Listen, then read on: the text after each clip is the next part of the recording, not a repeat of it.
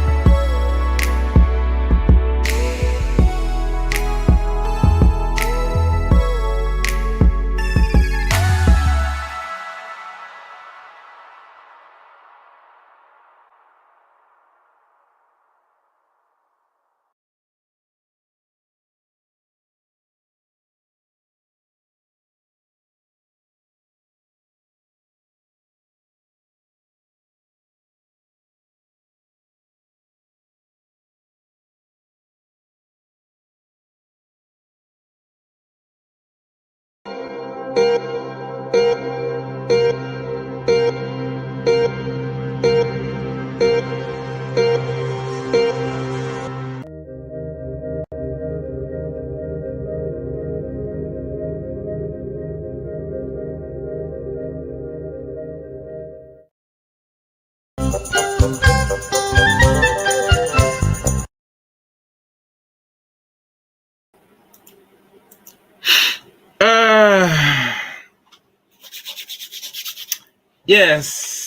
Yes. Yes. Yes. Yes. Yes. Yes. Yes. Yes. Yes.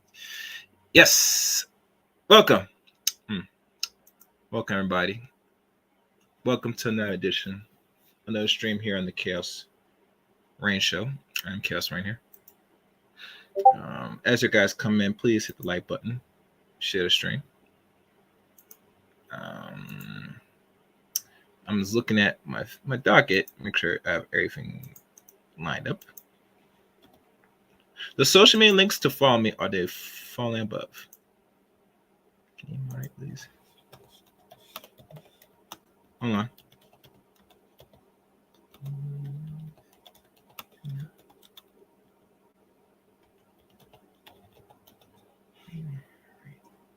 One second, guys.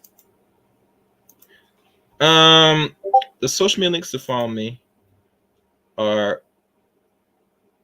Oh wow. Yeah, the art is crazy. You can follow me on Twitter at Chaos27. You can also add me as a friend on Facebook, Eric Rain on Facebook.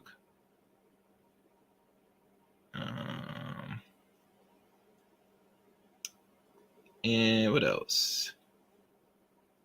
Oh, follow me on Rumble as well. I would sure appreciate it. I'm still trying to get to. I think the target goal to go live on Rumble is like 30. Yeah, I believe it's 30. So I think I need 10 more. It's possible. So for y'all helps, for those that will catch replay this most likely, I do have Rumble link, so please follow me on Rumble.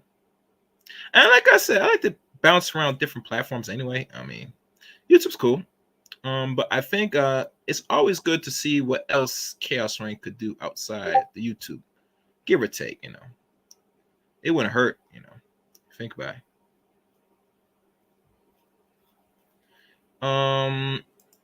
Also, become a channel member of the Chaos Rain Show as well. There's 2 tiers of channel ship membership, so please please become a member.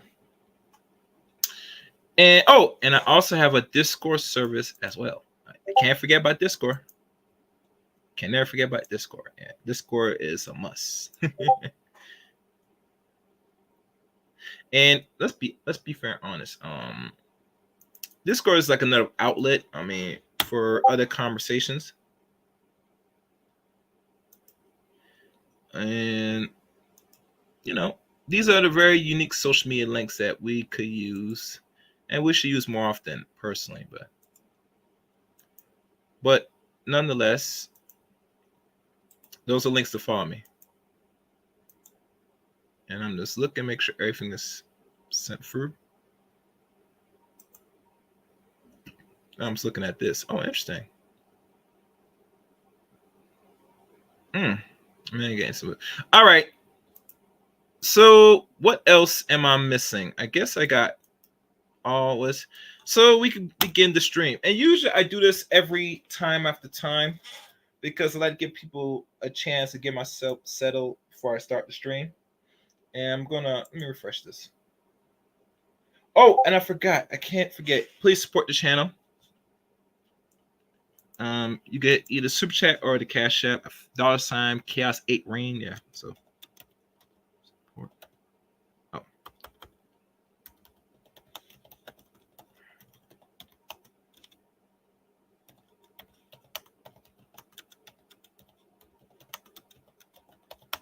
Or cash app.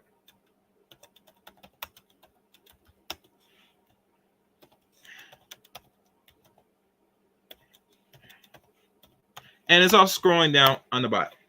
So how much time I have in here now? Let's look. All right, 12 minutes in. Okay, so we're good. So now, as you know, the focus of the title is dealing with millennials and Gen Zs. And this group of generation particularly, and usually when we talk about Generation Z especially, as more of the focus will be the ones that were born after 1995 up to, we could say, no, actually, better yet, yeah, up to 1995 and rarely 1996. And we could push it to roughly 98 to maybe 99. So really the focus will be more of children that are adults since 2015 and roughly 2 years after. But mostly, that's the punchline. Millennials from 1979 up to Gen Z. So that's a period of 1979 up to 2015. So that's a period of 15 years, most likely, are the ones that, from what I have concluded, and this is just me really thinking hard on this and really meditate and really examine, that this is just me, guys. I believe when they talk about the amount of children that's being born, the extra from, let's say, non-black women. Oh, actually, my fault.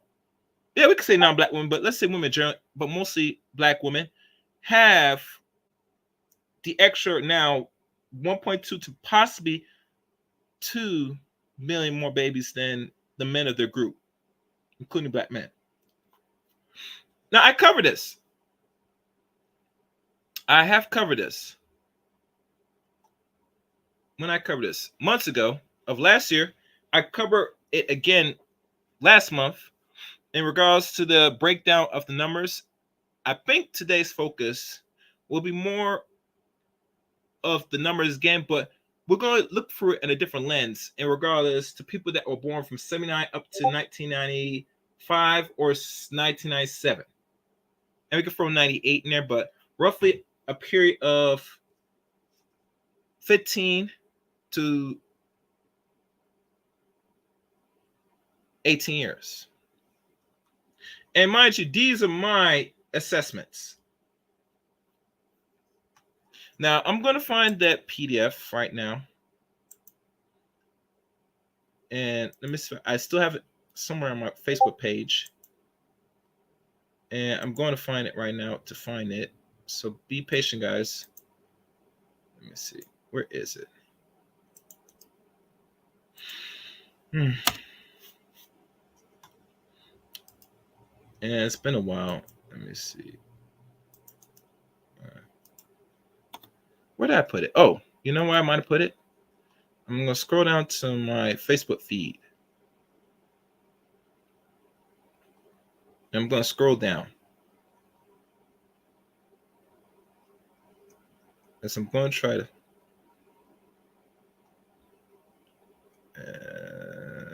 No, I don't care about that. What's this? Make sure you. No, that's not the one.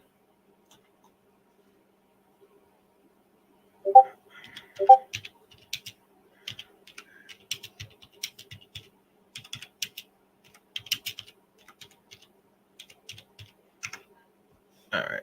Scrolling down to find the link. I have the link here. It's been a while, guys, since you think I'd normally save it as a special side link, but I don't do that. So, okay, here it is. Now let me find the extra links.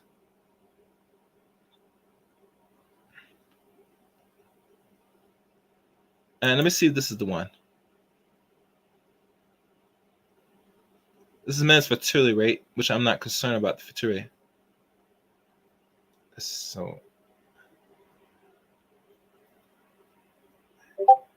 that's when men become fathers. That's not the one I'm looking for. So let me see. I'm not sure if this is the one. That's the thing with obesity. We don't want that.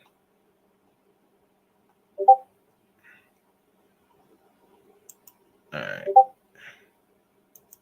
Let me see if this is the one. I think this might be the one. Yeah, this is the one. So I'm going to share this again. I'm not going to go for all of it. But, this was really telling. And I'm going to try to see if I can find one with the burp space. And this is dealing with the one. All right, so this is the one. So let me share this. And God, this is a long time since I covered this bad boy. But yet again, I'm covering again to maybe hope to emphasize and hone this in. And not only hone this in, but to really break down really truly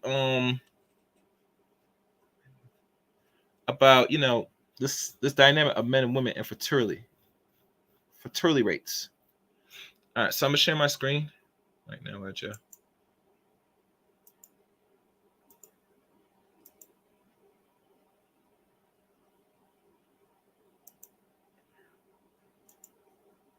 And it says this is a data survey from 2015 from 2019.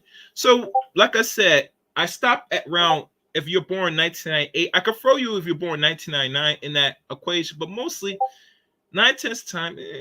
Once you pass year 1995, if you're born, most likely it's very rare, depending on where you live and your environment or a certain circumstance, that you're going to be, if you're a woman giving birth for the first time at age 18, around the mid to late 2010s, roughly. All right, so now that I found it, I'm going to probably cut this off right here because I don't want this interrupting. All right, so we're going to go scroll down and we're going to look at my end. And trust me, they're going to make it seem like this is boring, but I had to re-emphasize this because this is my little conclusion and something that has to be thought very well. Because if you're a woman and you were born, let's say, in the 70s, and you're an adult in the 90s, very highly, and we could say some people from the 60s, but mostly when we see the so-called, the story that black men are giving more or have more children with black women than black women is false. And it's really been false for a long time. Because as it states, the pool of men today than it was, let's say, 40 years ago, roughly, they never really outproduce more than the women in regards if they're not having intercourse and knocking you up, they're just going to go to some other group of women and do the same thing. And really, truly, from their data, and this is pretty much old, and there's going to probably update data right now, maybe this year or the year after this, you're going to see this number goes much bigger than what roughly we got to guess from roughly 1 million and two to maybe now close to 2 million. Because as y'all know, and let's be fair honest, a lot of women say that they are exploring options.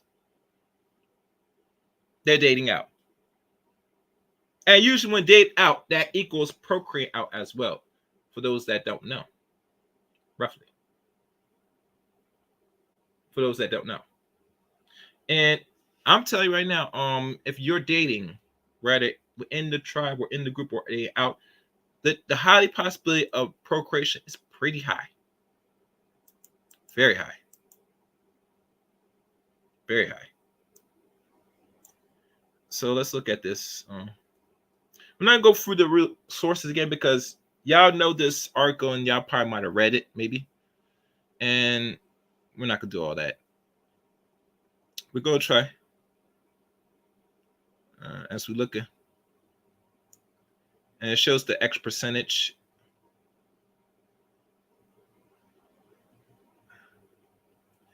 And there's gonna probably be graphs.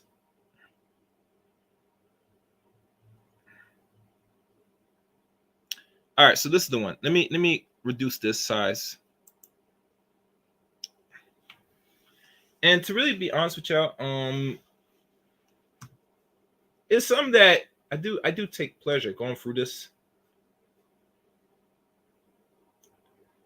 All right, and I'm looking at make sure everything's good. All right, so everything's good. So let's look at this again. And you're gonna probably think why I'm thinking long term, why I come to the conclusion that I come about that if women, let's say black women for sake conversation, and there are probably some non-black women probably give birth as well, but otherwise they're not really doing it in bigger numbers here in America. We only can speak about America, but outside America is a little different. As you know, outside America, there is thing going around of fraternity fraud in certain countries where most dudes might be engaged in intercourse with other women in their homeland in their country, and they're having children by them, but when they actually take in regards to seriousness to really ask and really think if the child they have with this woman is actually theirs, is astonishingly much greater where it's not really their kids from said women. Now that's something that's been floated around, and that's what they now can prove now with the help of DNA testing. And I advise most students nowadays to get their DNA tests moving forward with anyone you're dealing with, because a woman could lie to you on certain things, they damn sure could start lie about if that's your kid. I'm just saying, just for thoughts. All right, let's go into this. Select demographic variables, statistical analysis. We're going down here and make sure. All right, so let's look here. Results of ever had a biological child, and there's tables, which this is table right here,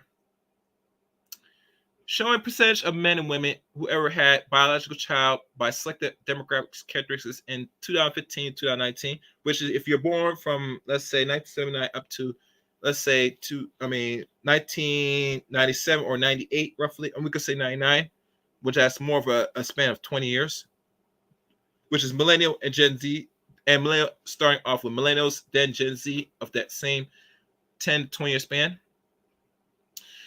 The selected demographics of 2015 through 2019, 56.7% of women and 44.8% of men ages 15 to 49. Now, we all know that, like I said before in this stream, that women are always going to have children at a much, what we call, younger age, because their time is very limited in regards to the what they call opening opportunity of having children for what we call the best type of children and the best outcomes. Get it? So most likely, there are some women that will wait later. Some might even now will have children at early as 30, 31. But really, if we want to be honest, in the perfect world, how it's supposed to go, usually, if you're not having your children by, if you don't start at age 18, usually around the 20s would be better. Now, we don't expect women today, in present day, or 10 years ago, or we could say 15 years ago, having children straight from high school or out of high school. Personally. But roughly right now is still roughly more than half. And it's once anything beyond, in my opinion, in certain percentage, you don't want to be going, once you get past 50, you're at the red person on certain aspects in regards to data analysis of situation in regards involves human beings. All right. In 2015 for 2019, 32% or 13.2% of women ages 15 from 24 and 84.3% of those ages 40 to 49 had ever had a biological child. Among men, 6.2% of those ages 15 to 24 and 76.5% of those aged 40 and 49 had ever had a child. So the older the man is, most likely he is thinking of having children by roughly or more than half. And 7% at around late 30s, mostly 40s, it makes more sense. So if we are to say what age a man will start having kids, it's it's going to be roughly now 40, roughly.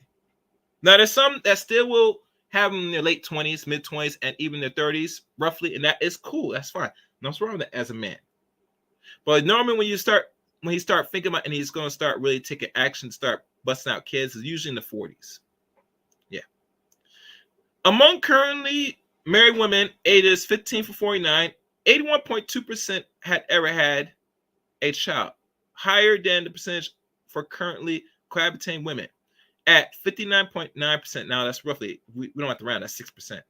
But we're higher than the 22.1% of never married, not cohabitating.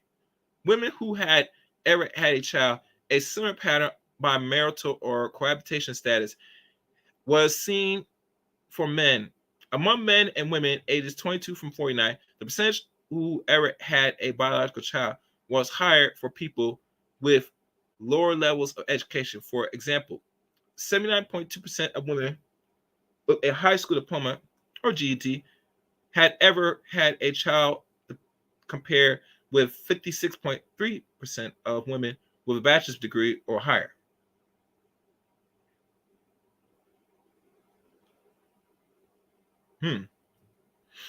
So they're saying usually education is the real target why they don't start having kids, which really is debunked, because no matter what education background or what you're doing, once you're in your 20s, if you're a woman and you are in rather serious relationships or situationship, you're going to be smashing and shagging intercourse with men, rather men your age or maybe 5 or 10 years older, roughly. Okay. For household income related to the federal poverty level shown for the women ages 20 to 49, a higher percentage of women with household incomes below 150% of the federal poverty level had ever had a biological child, 73.2%, compared with women whose household incomes were 300% or higher than the federal poverty level, which is roughly 57.0%. For Hispanic men and women ages 15 to 49, a higher percentage of those born outside of the United States had ever had a biological child. 66.7% of men and 80% of women. And we're going back up here. They didn't say the race for this one, but it said with the Hispanic community, it says it's roughly 60 to 80%. And 38, and then compared to those who born in the United States, is 38.7% of men and 50.3% of women. So it's roughly still 50, half with the Hispanic women, which makes sense. And as y'all come through, make sure you hit the like button. You can share the stream, do all that good stuff. And I'll put this here for those who want to see. Yeah. And please subscribe and become a member of the channel. Moving forward, what else? A higher percentage of Hispanic women, regardless of nativity status, 62.4%, and non-Hispanic Black women, 61.0%, had ever had a biological child, followed by non-Hispanic whites, 54.6%, and non-Hispanic Asians, 47.9% women. The percentage of Hispanic men, regardless of nativity status, who had ever fathered a child is 50.1%, was higher than non-Hispanic whites, which is 43.9%, and non-Hispanic Asians, 35% men, and was similar to the percentage of non-Hispanic Black men, which is 46.0%. One moment.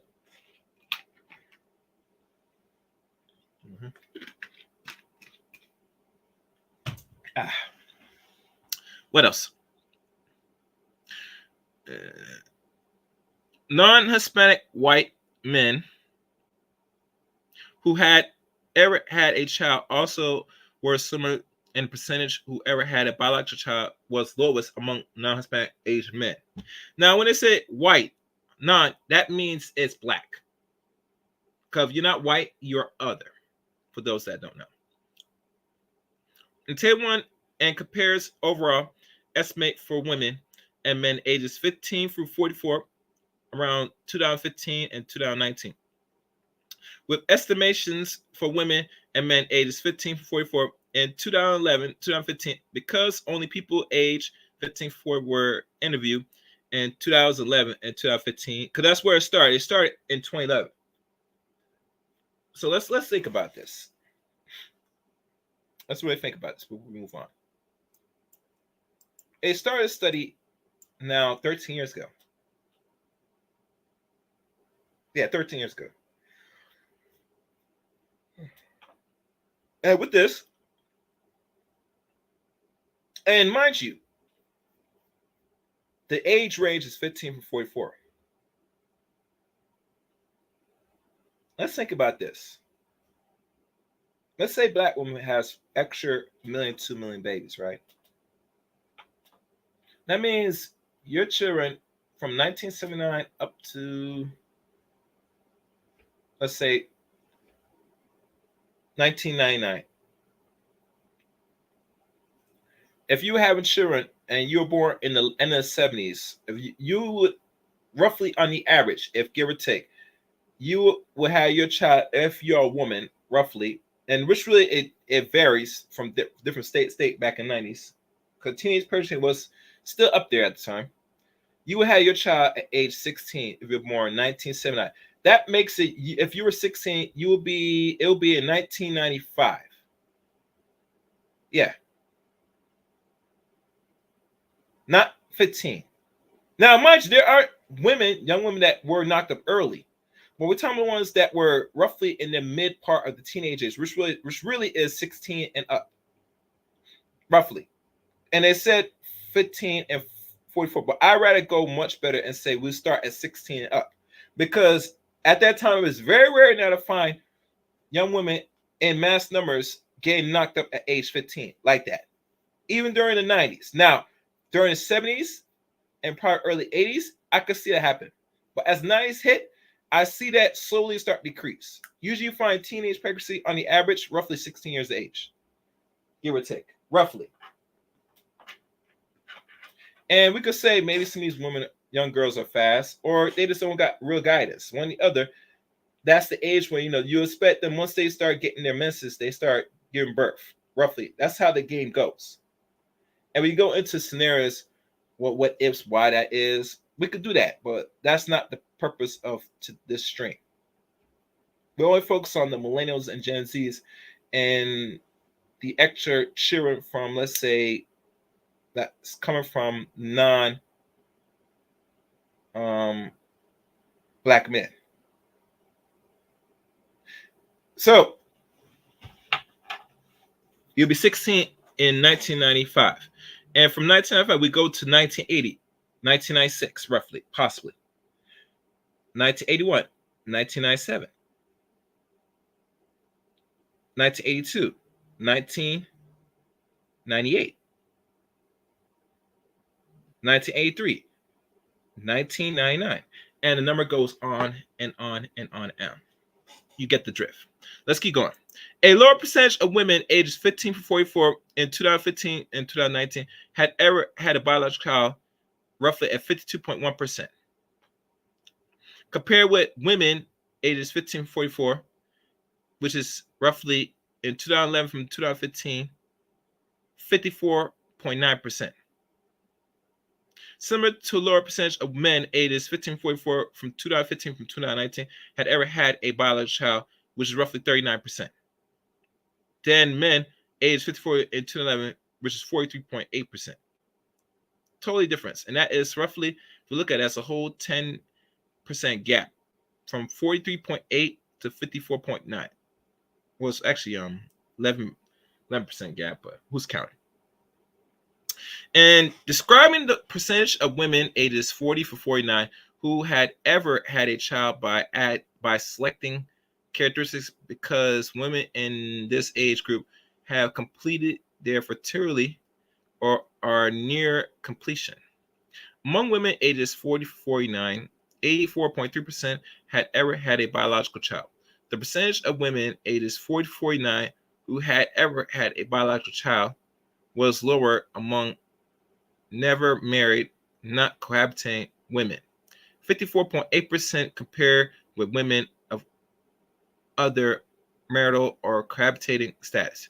The percentage of women ages 40 to 49 who ever had a biological child decreased with additional education from 95.3% of women with no high school diploma, or GED, to 78.2% of women with bachelor's degrees or higher. The percentage of Hispanics women ages 40 to 49 who ever had a biological child was roughly 92.4%, was higher than non-Hispanic white male, which is 81%. Non-Hispanic blacks. Okay. And as you know, non-Hispanic blacks, that means is white. Non-Hispanic whites means black. For the ones that are Hispanic, that are white, really white, meaning if you're non-Hispanic black, that means you are a white person, Caucasoid or etc. You roughly will be 86.7%, and non-Hispanic woman from the other race would be 80% or 80.27, 80 some percent. So roughly it splits, it goes high, but not really high if you think about it. But it's up there. It's getting up there. Number of children ever born shows the percent distribution of the mean number of children born alive to women ages 15-49 by selecting demographic characteristics among women ages 15 through 49 in 2015-2019. 43.3% had not had a biological child. 16.2% had one child.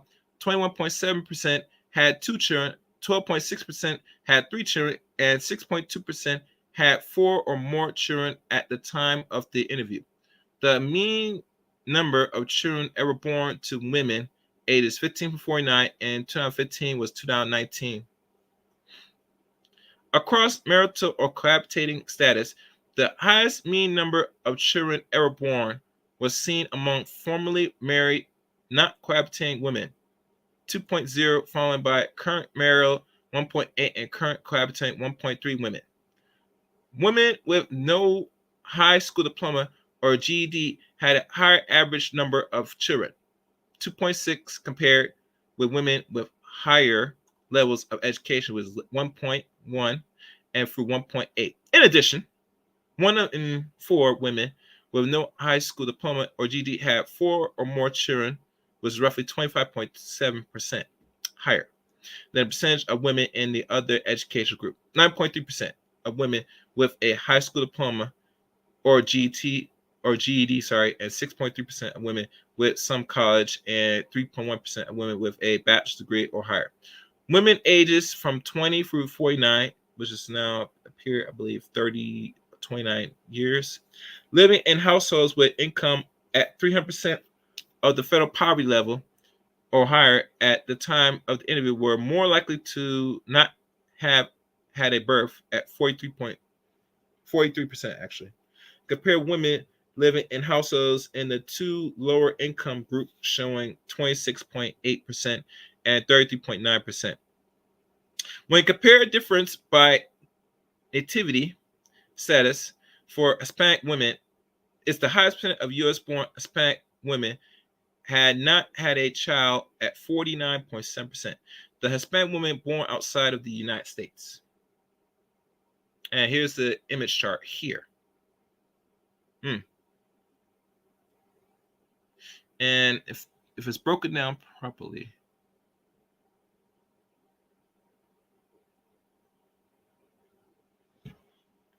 marital status, Hispanic origin, and race. And I'm trying to see if they're breaking out for men and women. Let me see. When they're married, it's 80-some percent. Cohabitation, 85%. Formal married, 80-some percent. Never been married is 50-some percent. That's across the board for women. Hispanic origins and race. Hispanics, 92%, the highest right now. Non-Hispanic white, 81%.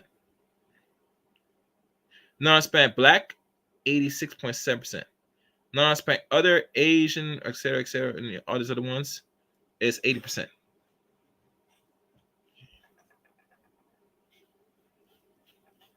Okay.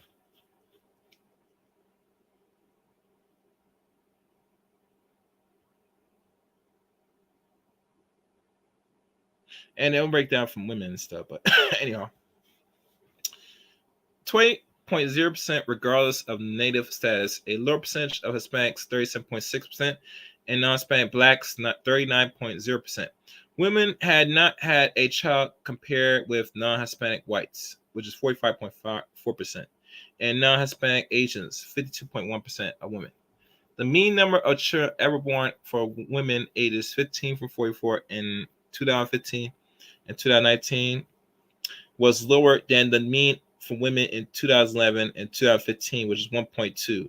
A similar percentage of women ages 15 for 44 in 2015 through 2019 at 5.6%, and 2011 from 2015, 6.2% had 4 or more children. And let me just pause and take a look, see everything in my chat room. Okay, good. I'm just looking at some things before I continue. And I'm looking at some other census.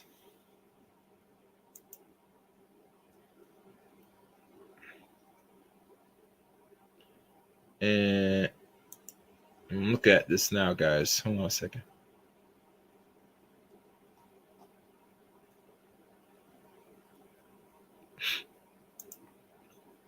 And I'm just looking at this before. I might share this one too, but I'm just looking at it first.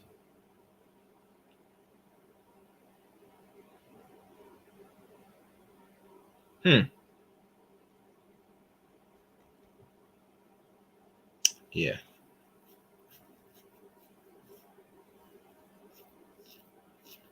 Yeah, they're saying a lot here.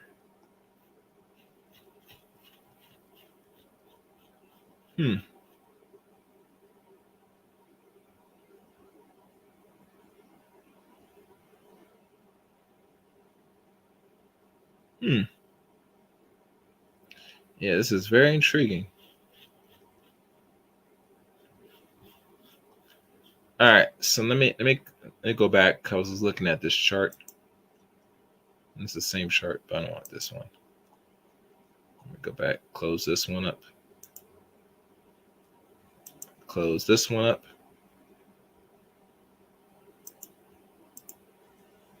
And close this one up. I'm just looking at the black population before I continue this, guys. All right, let me keep going. What's good, Mike TV? What's good? Hey, Mike, have you ever heard of this? I know you are a millennial. You were probably one of the last millennials that was born in 1994. As you know, for disclaimer and heads up, that I've concluded that in regards to men and women, in regards to men are not really having children like that, especially when we focus on black men. I've noticed that if it's roughly 50% now, most men are single, childless, and there's going to be a point once they touch 40, they might start having children.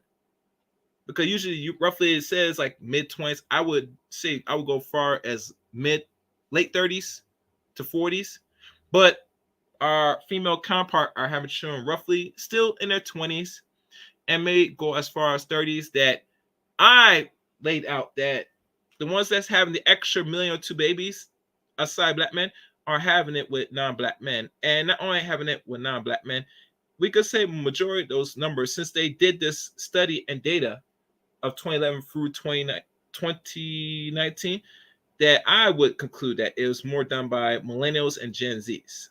But anyway, that's me. If you're hearing or staying onto the conversation, share this, please, Mike, if you can. I appreciate it. But let's keep going.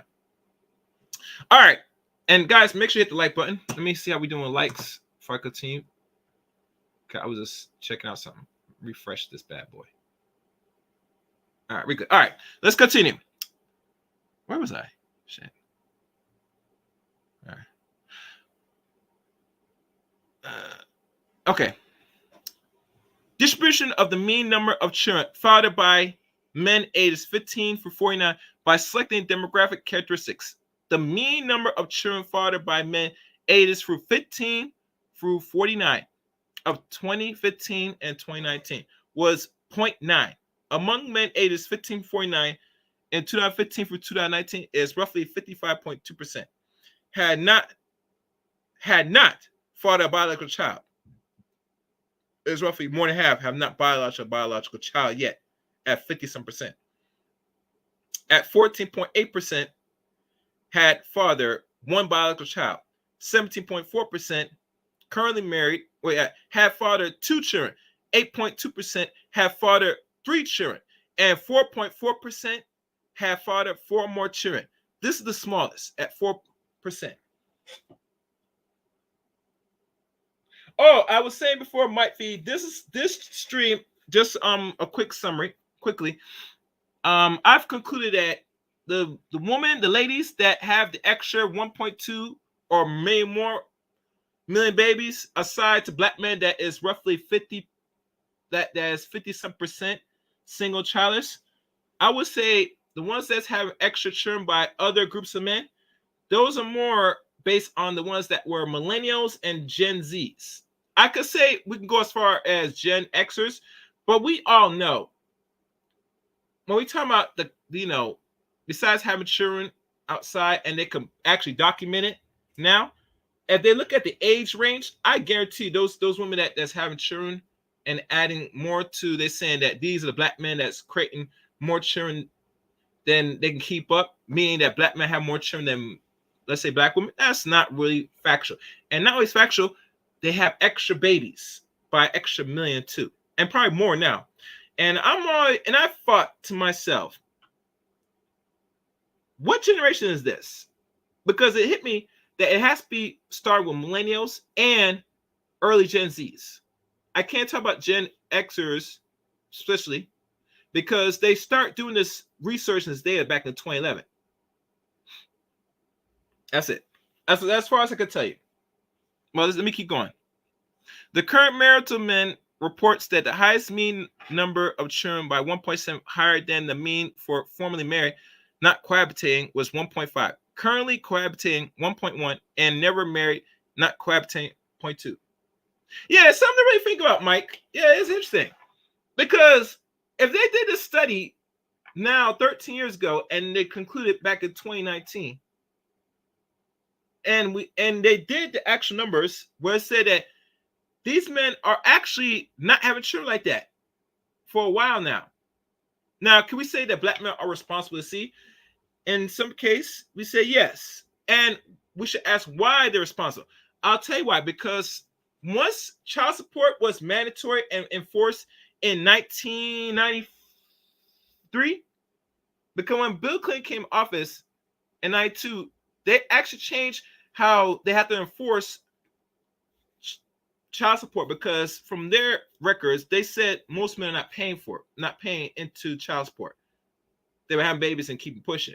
But once they start enforcing it, that actually changed the dynamics of how many children, let's say, men have out here. And we all know the average right now for child support is, last time I checked, almost $400 a month all across the board. It varies from state to state. Some people pay more depending on economics, but really roughly the average mean is roughly close to $400 now. So most men, depending on who you are, if you're what they want to call a Pookie or a Ray Ray, if we want to go use that stupid language, are probably knocking up these ladies. And these ladies are not putting no child support on them, but they will find, let's say, a simp, a sucker. Let's say that's being very productive. Let's say yourself, Mike, or me, or any man that's, we're doing what we can. And we don't want no responsibility right now. And we don't want to be bogged down with certain children if it's not in the form of it's ours and we're more say-so and controlling of the children. Most likely. Oh, it's $430 a month? Very good. Positive vibe. 1 second. Let me get back to my screen. I'm gonna cue that up. Yeah, I was right. They probably went back up now. Last year they said it was gonna be like under 400, but now it's like 430 a month. So that's the average mean right now. That makes sense. That's the average mean right now. Thank you. All right. I'm going to drop the link in a little bit. Let's keep going. Where is it? Currently married 7.3% and currently cohabitating 6.8% men father 4 more biological children, all higher than the percentage for never married men, 0.6%. Men ages 22 through 49 with no high school diploma or GED had fathered a higher mean number of children, 1.7 than men who had a high school diploma or a GED, 1.3, or those with some college, 1.0, or a bachelor's degree or higher, 1.0. Men ages 20 to 49 currently living in households with incomes of 300%. I don't know why they use 300%. That's a little funny. Don't y'all think? That's a big percentage for household, but I can't knock it. Hold on. Okay. Of the federal poverty level or higher on the average, father 1.0 child, lower than the average of 1.3 children. For men living in households with incomes of 0% through 149% of the federal poverty level, and 1.2 children for men living in households with income at 150% through 299% of the federal poverty level. The higher percentage of the U.S. born Hispanic men had not fathered a child, 61.3% than Hispanic men who were born outside of the United States. 33.3% of higher percentage of non-Hispanic whites, 56.1%, and non-Hispanic Asians, 65.0%. Men had not fathered a child compared with Hispanic men, regardless of the native status, 49.9%. The percentage of Hispanic men was similar to the percentage for non-Hispanic black men, 54.0%, or 50%, sorry. Which that's where they get the 54% of, a black man single and childless, roughly. The mean number of children ever born from men ages 15 to 44 in 2015 and 2019 was 0.8%, was the lowest than the means for men in 2011 through 2015. So it looks like every year is a lot of men not having children like that. If you're productive, you're not having children like that unless you really gonna say you're gonna lock down a woman. Most likely. 1 second, guys. I gotta take this. Somebody's giving me a ring. 1 moment.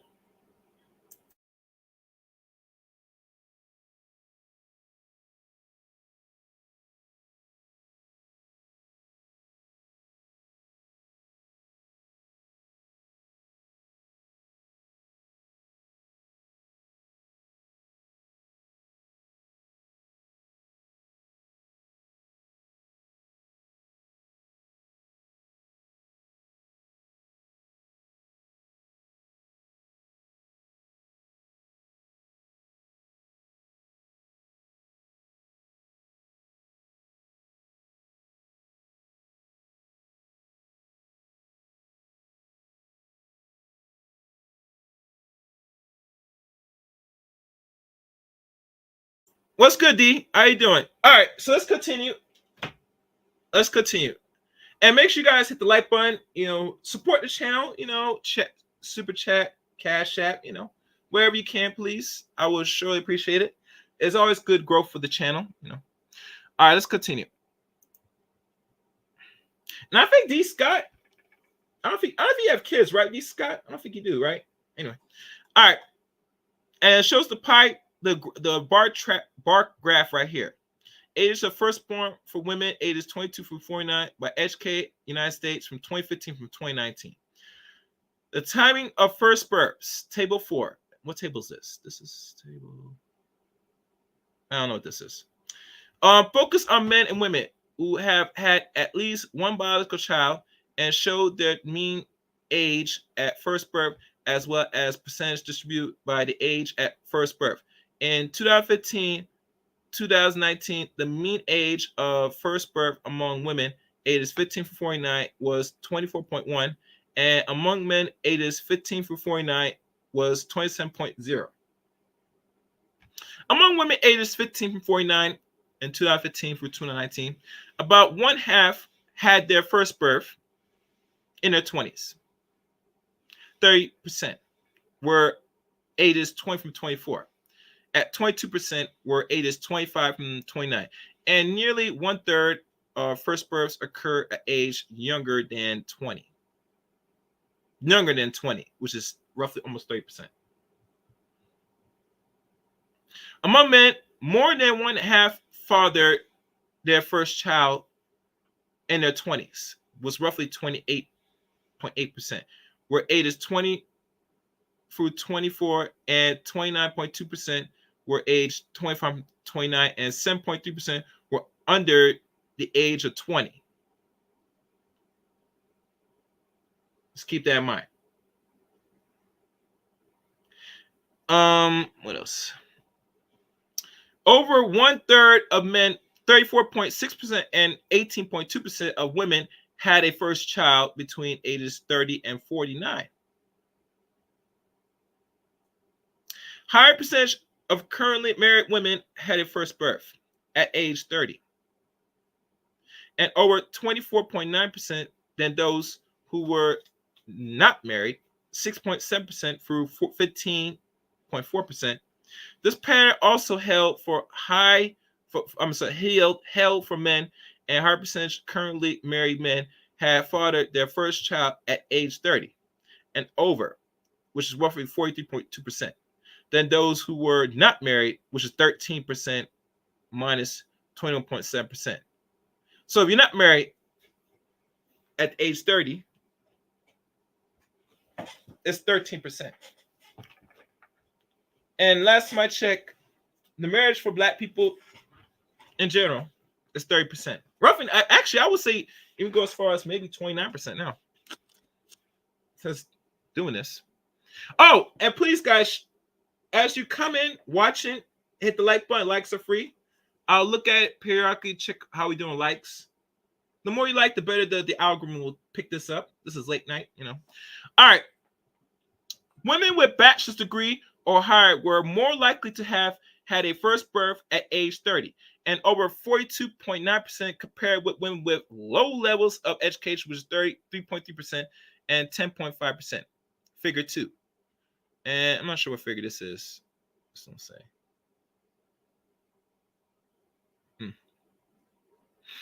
For women ages 22 to 49, the higher the level of education, the lower the percentage who had a first birth before age 20. From example, 57.5% of women who had no high school diploma or GED had a first birth before the age of 20. And we could say either 16 or 18, roughly.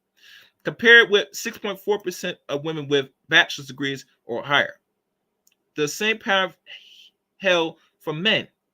Women currently living in households with incomes of roughly 300% had a higher average age at first birth at 27.0. So today, we could say now it's probably maybe close to 28, roughly. 21.9 through 23.5, the same pattern exists for men. Men currently living in households with incomes at 300% of the federal poverty level or higher had a higher average age at the birth of their first child, which is 28.8%. Those living in households with lower income, 24.7 through 25.6. The mean age at the first birth was highest for non-Hispanic Asians.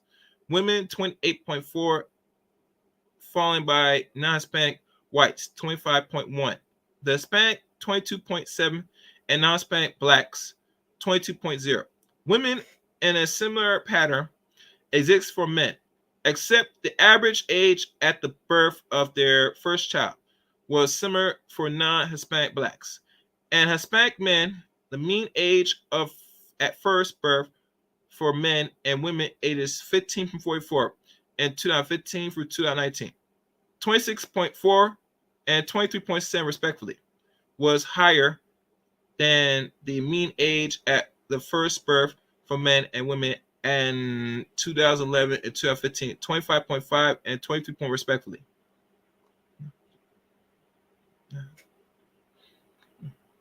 Another way to examine the timing of first births in the U.S. population is to use life table methodology to calculate the cumulative probability of having had a birth by selective age, Table 5 and Figure 3. For women ages 15 through 49 in 2015 and 2019, the probability of having had a birth was 11% by age 18.64% by age 30, and 82% by age 40.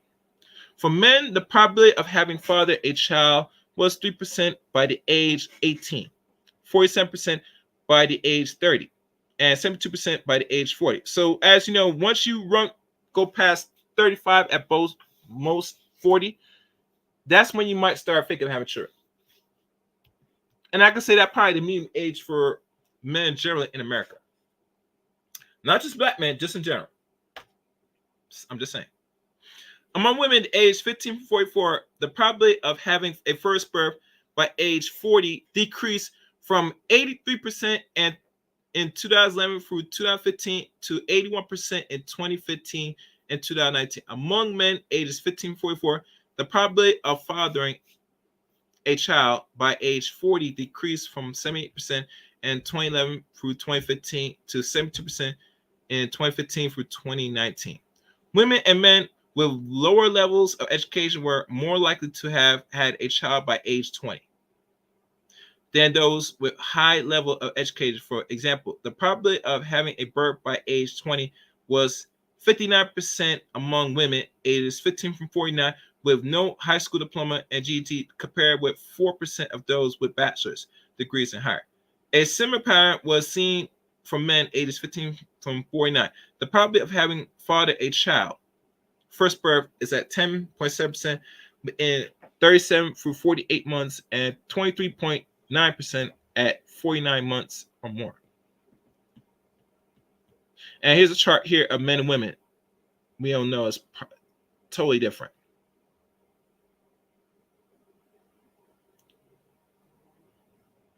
And let me see something here before I continue reading.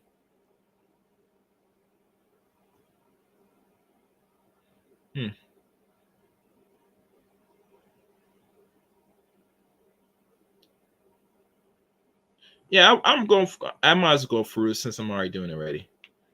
And if y'all guys enjoying this, give me a notification. Let me know in the chat room. I think it's only like 2 pages left. I'm going to probably open up very soon. Let me just drink this. I like doing these long read articles because it will get tainted. The women who did not have a second birth increased with older age at first birth. Example, 47.5% of women ages 30 to 49 at the time of their first birth did not have a second birth, compared to 26.6% of women ages 20 through 24 at their first birth. Across all ages groups shown in Table 6, between 15% and 21%, women had a second birth within 24 months and of their first birth. Higher percentage of women under the age of 20, 21.1% of ages 20 through 24, 19.9% at the time of their first birth had a second birth within 24 months of the first birth, compared with women ages 25 through 29. At their first birth was 15%. The percentage of women who had a second birth, which is 49 months or later, ages first birth decreased. For example, 33.4% of women under the age of 20 and times of their first birth had a second birth at 49 months, which is 12 months. We look at 2 years, two and a half years. And later, compared to 10.3% women ages 30 through 49 at their first birth. And I'm going to scan through this so y'all can see this. Oh, my fault. This is the birth rate space, which I'm reading, which I went off. It starts here, but this is the birth rate space section. I'm not going to go through this one. I'm only reading this side because it starts from here, so don't worry. Y'all might read it if y'all get across this information. I'm going to scroll through this. And it goes up by education.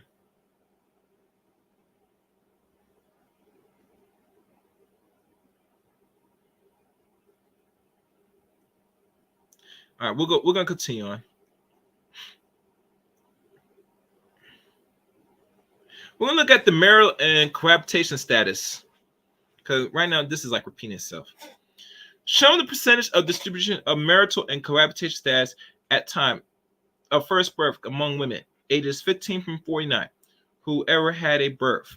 The table describes marital or cohabitation status at first birth for the three categories: currently, formerly, maritally.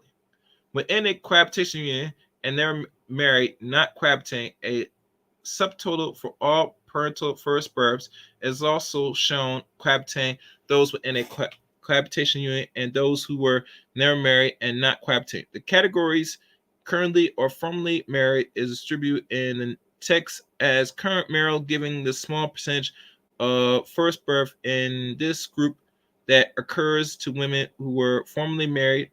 The technical note describes this is more detailed. Overall, about one half of first births to women ages 15 to 49 and 2015 to 2019 occurring to women who were currently married, 52.8%, and about one half occurs to women who had never been married, which is 47.2%. One half of those premarital first births occurred to women who were in cohabitating unions. Older age at first birth was associated with a higher percentage of women having the birth occur within marriage. For example, 19.1% of women under the age of 20 at the time of their first birth were married, compared with 85.8% of women ages 30 to 49. Among women who live with both parents are age 14, 36.5% had a premarital first birth, compared with 65.7% of women who experience other types of parental living that's arranged at age 14, which in certain countries they have arranged marriage. Here in America, it's totally different. Women whose mothers had higher levels of education were less likely to have had parental first births. For example, the percentage of premarital first births among women whose mothers had a high school diploma was 48.7%, compared with 31.9% among women whose mothers had a bachelor's degree or higher. An increasing linear trend was observed in percentage of women whose first birth occurs in marriage by current household incomes, from 34.4% of first births to women who currently households incomes of 0% and 149% of the federal poverty level. 49.0% of women with households incomes of 150% minus 299% of the federal poverty level, and 76.3% of birth of women with household incomes 300% and more of the federal poverty level.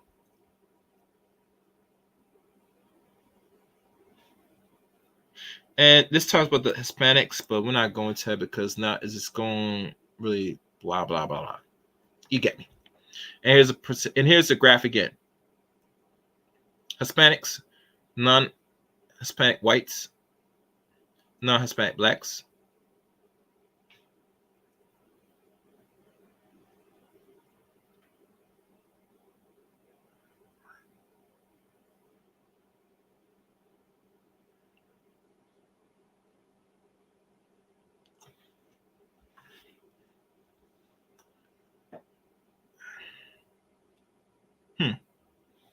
Okay. And that is pretty much it. And there's reference. What else is down here? And it goes by more percentage numbers, And let me see. It shows here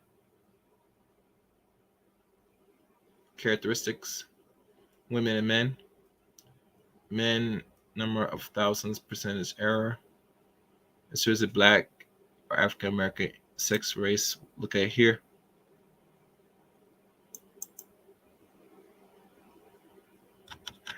This is between women and men. Women, it's roughly 61. And this is dealing with the characteristics. Percentage of women of ages 15 to 40 who ever had a biological child in the United States through 2015 and 2019, which I'm going to zoom in right here. This is with education. This is with poverty level, race naive men, Women here, it shows here 72 as it goes from age 15 from 49 age groups. It starts to jump as you go in your 40s for men and women. For women, it says it's 20,000 something. Men is 76. Marital status currently married. It goes from married at 28.7%, 77% men.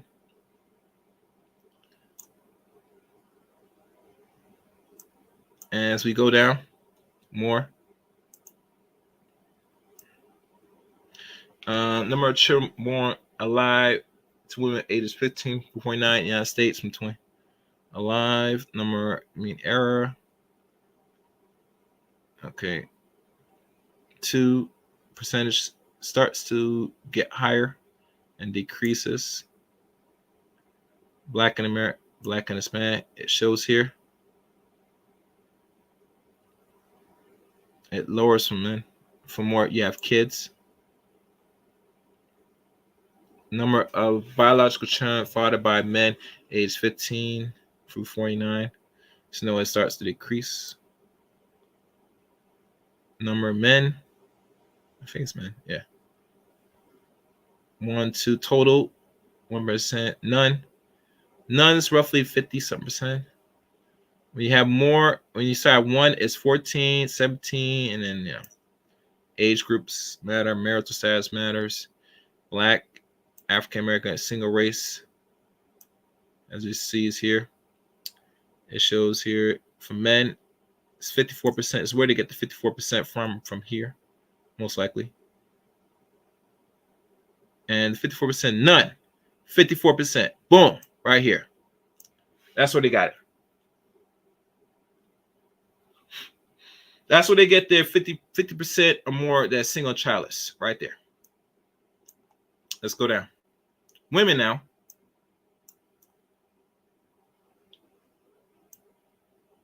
And it goes here. Total under, and these are age. And let me shrink this so y'all can see this.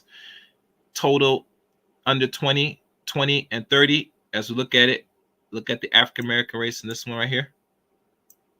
It shows here percentage roughly at 40%, 34, 12, and 10. So as you get older, it decreases the chance of having children.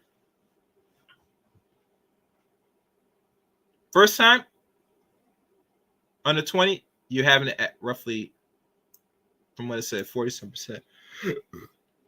Age of first childbirth,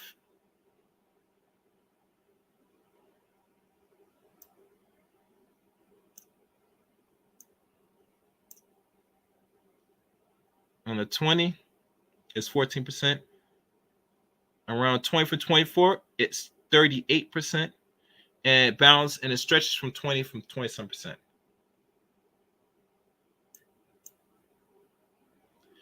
Probably a first birth by selected age in women. And this is where I guess they get some 58%, something like that. And there's more numbers. And this can goes on and on, guys. You get the point. Let me shrink this. Y'all get the point. Let's stop sharing. Y'all get the point.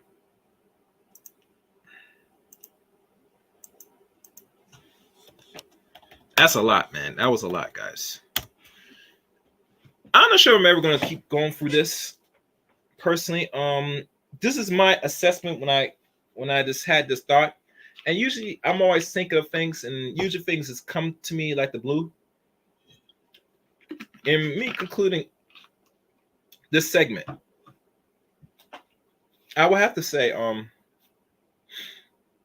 in my hypothesis or my rational conclusion, this is just me. When they talk about the extra children from women, and usually if you look across racial barriers, other groups may have more children than their women, except this community we call African American Black community we live here in the West. we find that the black man, depending on where he comes from, whether he's mostly ADOS, or we can say non-FDA maybe, but mostly we'll say ADOS, depending if we do the breakdown numbers of that, are not having children like that, like they used to. And if they're having children, unfortunately, it's a very small pool of men that are doing two things: not being productive, and the other thing, he could be also be living off woman. The woman's taking care of him to the point where she's in the driver's seat or the control of the relationship. And we can also say some women could be too big, and they're just nesting a dude. I mean, that's my thing. What I would say conclude what's going on. I mean, personally,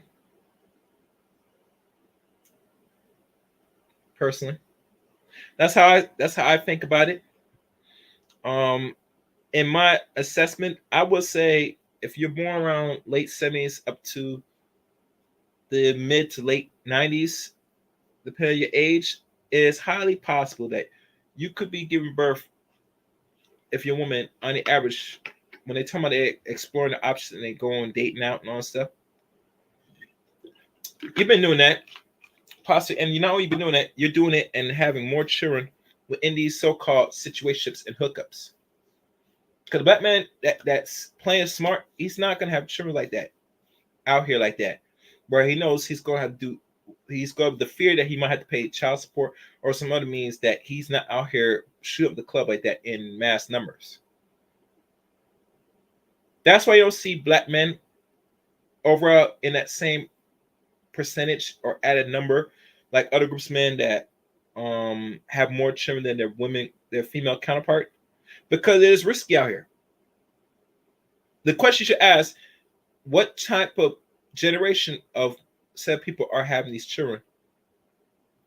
Are there millennials, Gen Zs, or we could say Gen Xs? But really, the whole premise is I concluded it's more millennials and Gen Zs, early Gen Zs, having the extramarital children that's not married to non-black men, that's adding to the extra million or two babies.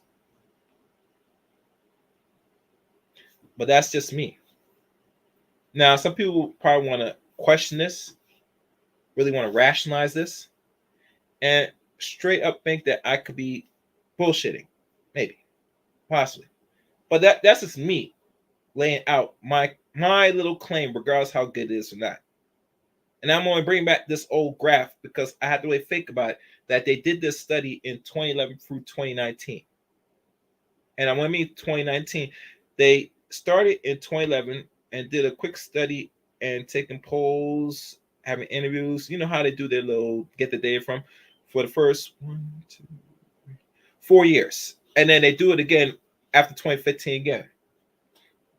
And they conclude by the amount of men here in America is only a certain race of men that's have more children than their women counterpart, regardless if they're involved with their children's life or not.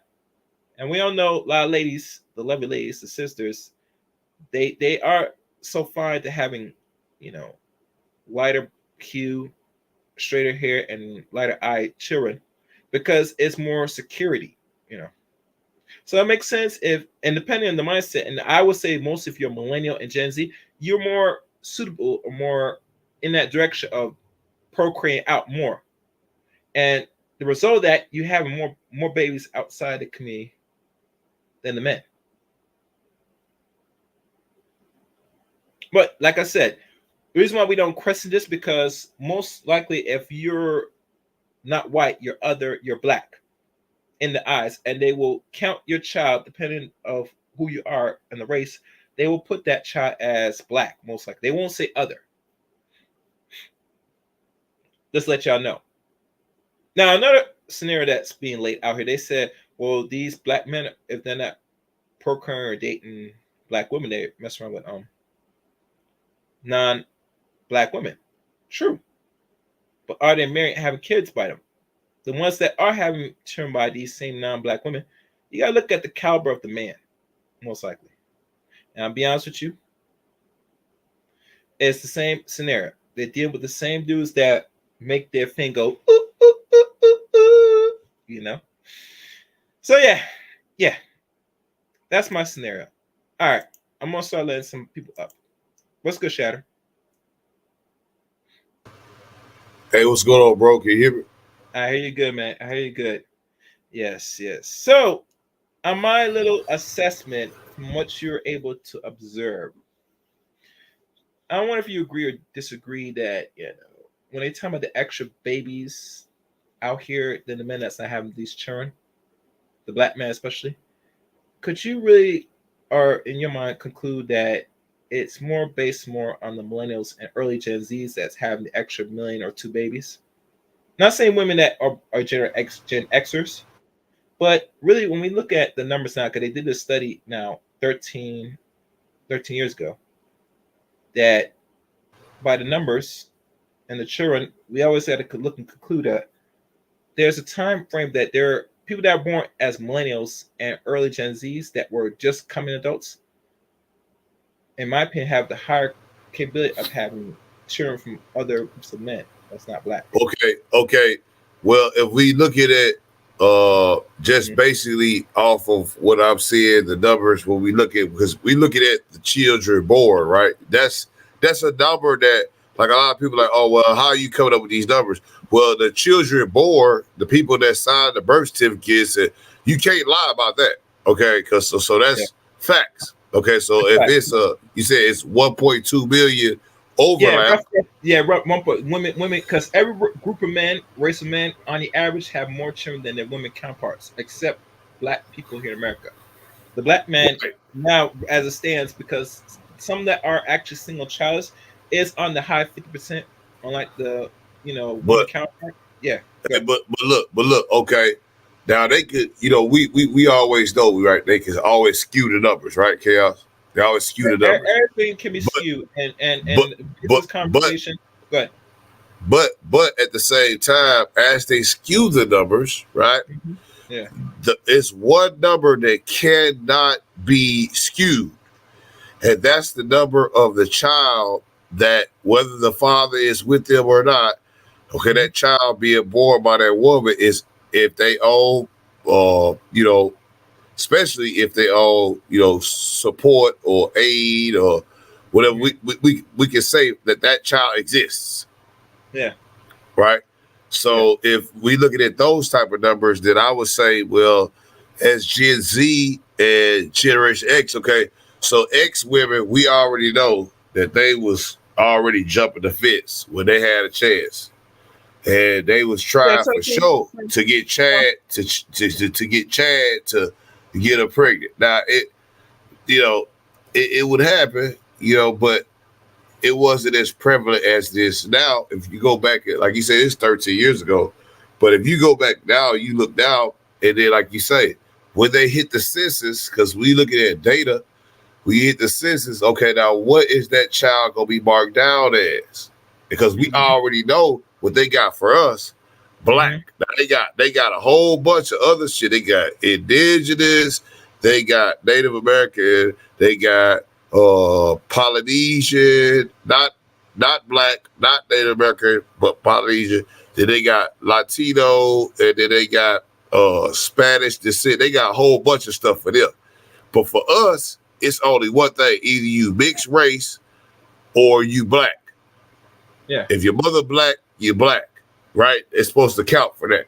But I think as Gen Z and all this stuff starts to progress forward, you start getting that mixed race. Some people put that mixed race. But who is mixed race? Because now that ain't even countering all of the black, because that's still black. But if we put mixed race, that's where we get the problem right now with this POC stuff. Okay? With this person of color. Because, see, that's just like a catch-all term. You see what I'm saying? We talk about a person of color. That could be anybody that's got a light suntan. You know what I'm saying? But, right?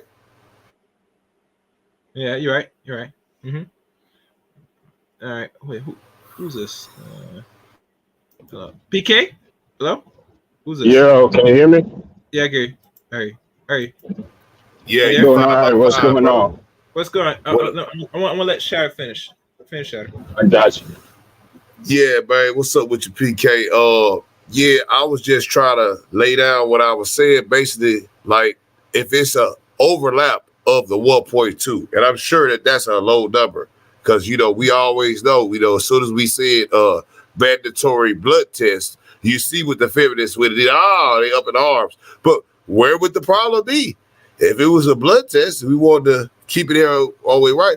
But see now, why is it that the brothers in that same generation don't have that overlap? It's because the reason why they don't want that brother DNA to be spread like that. They have to put that in there. So they create these fake wars, these gender wars and all this stuff. We as brothers know that, we take care of our business, but we can see how they do that. And then you, brother Chaos, you go back and go and look at the actual facts. So we can see, okay, there is 1.2 million at least that's out of the thing. So if you have a problem with passport brothers, for example, if you have a problem with interracial dating, for example, well, we first got to look at the situation. We can't put the cart before the horse. So if the 1.2 million is out of race is from our women, that we don't have we can't say that. Well, who is really been doing the passport? It's been passport sisters hood for years that we didn't even been looking at. And then now, as soon as we go to some passport, you see the videos, you see the rhetoric. Oh, and some of brothers, you would think the brothers will be kind of with it, but then you see them. As soon as a passport brother get killed in another country, they ride against them and say, well, yeah, he probably should have stayed here. I'm like, man, how can brothers say that about each other? That's we expect the women to do it, but man, I've been seeing brothers coming out. They see some of the passport brothers got in a bad situation, and maybe they was wrong how they did it, but they got bad situation. They run out, well, you should have stayed here. It's 50 states in America, so you should just stay here. And he got killed. He had a gold chain on in Colombia, and he deserves to die. Basically, you feel me? That's the whole ass shit, man. Yeah. What am I say? The only thing I can say about that is, if it's anything is going on outside America, I mean that's how most people's control anyway. I think men are going to still do what they're going to do in the best interest. In regards to this subject or the subject at hand,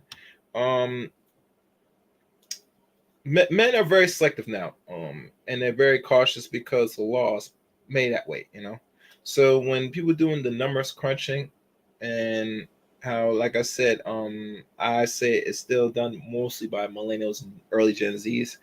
That I'm always saying it's because they're based on when they did this that they already concluded by the sheer amount of babies out here that most men on the average supposed to have more children than their woman counterpart, because men can only pregnate one woman and she only get pregnant once out of the year, and that's it. And he can go on and spread the seed. But when we look at when we're talking about this community and black men in general, that then black men are having children like that, because there's a price for that.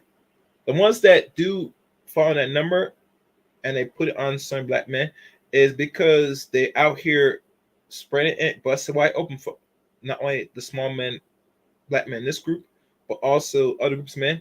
And they're getting, let's say, knocked up, and they're throwing babies onto the men. Because most men, if you think about it, don't do these tests. The feminists should be mad, but they should be mad about that. There should be certain states that's pushing mandatory DNA testing, because it's going to prove that they've been out here in these streets busting wide open. They're on the. Okay. Actually, I do something better. They're on. What? I mean, they're on this. They're on the carousel. Hey, they're riding the carousel, and they ride it so well. That at the end, why? We have to ask ourselves. We know what they're doing. You're right. You exactly right. Because that's how you would get 1.2 million in the opposite way. And I want PK to chime in on that too, bro, because I would just say it like this. Think about it, cuz. This could not have happened on accident. If they say that black men is the most, when they tell us, they say, we the most illegitimate having children men in the world, right? That's what they say, which is a lie. because it showed that we pay the most child support. Okay, so okay, now you look at it like this: for it to be a 1.2 billion overlap, it had to be something that was incentivizing this to happen. It could not be on accident that this would happen. And that's what I'm saying is like, it's on purpose. We have figured some of it out, and some of the women, to their credit, have as well. But for the most part, and like just like PK know, like I know, we know that our women, if there's any advantage to be able to be used, they're going to use it against us, man, on average. On average. So if they already got the plan lined up for us, okay, now what do we do with that? Now, we talking numbers, but let's talk about the real brass tacks. That's 50%, like you said, of eligible brothers who could be popping their DNA into that habit.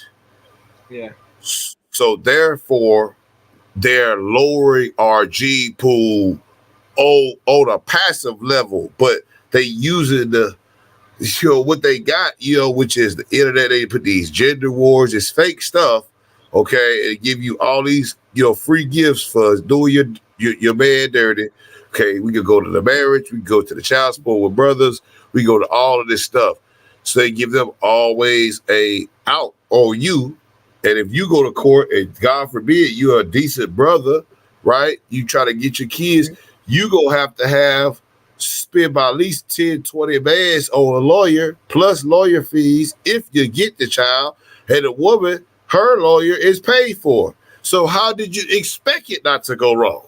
I mean, come on. It had to be somebody that thought about this up front to make it so perfect the way they got it. Because had it not be, remember when they didn't have this going on, as brothers, we didn't have the DNA test, but why was there so many more marriages? Why was there so many more kids? You see how black people back in the days, they say boomers, whatever. The average black family that stayed together had at least 6 to 7, 8, 9, 10 kids. Look at us now, right?